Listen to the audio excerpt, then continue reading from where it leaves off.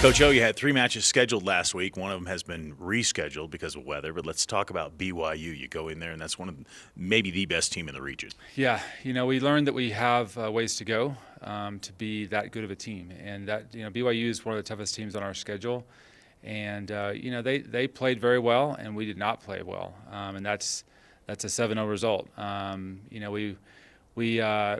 We were exposed quite a bit by just their intensity, their consistency, and their ability to win points when it came down to clutch moments. And so we definitely have some holes to fill if that's the team we want to be, which is we want to be a top 50 team. That's the top team in our conference.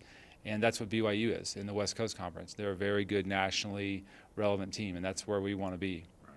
Then, unfortunately, weren't able to play Seattle, but I understand you're going to reschedule that one for home. But let's talk about Southern Utah, and a big win for you, your 100th. Congratulations. Yeah, thanks a lot, Brian. The guys, I think they knew that was a milestone for me, and I was really excited that they got it done.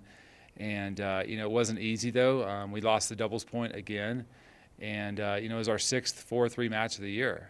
It came down to a freshman, Robert, at the 3-all spot, and so we've definitely got some work to do in doubles, trying to figure some things out. We just didn't come out with the fundamentals in doubles that I expected us to, and they swept us in doubles, which I was not expecting that.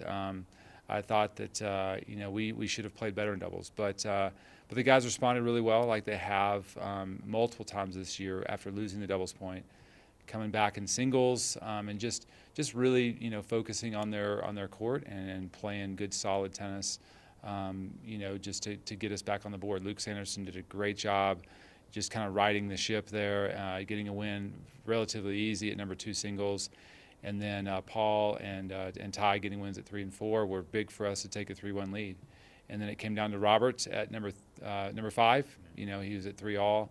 And you just never know what's going to happen when you put a freshman in that situation with the whole match riding on that result. And he knew it, and it was great to see him come through with a win. Yeah.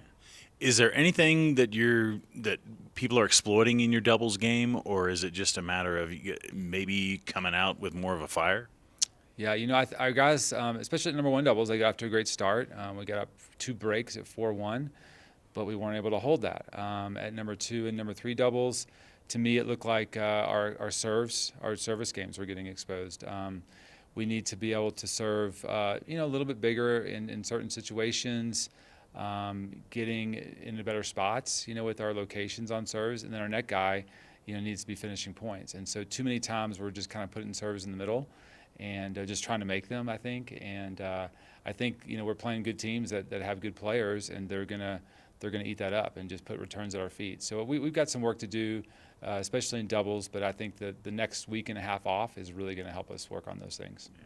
And at 9 and 5 on the season now, that's a pretty good showing. So what do you do in this next week and a half off? Yeah, the guys, we've been on the road a lot the last 2 weeks, so they're going to study.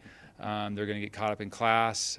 We're giving them some time off this week, which I think is going to help them for academics and also just help their bodies recover because they're tired. We've been hitting it really hard. So this is a nice break. We will take some rest this week. And then next week we'll kind of get back at it and hit the road again to go to Omaha at the end of next week. All right. Coach O, thanks for the time and congrats again on 100. Thank you very much, Brian.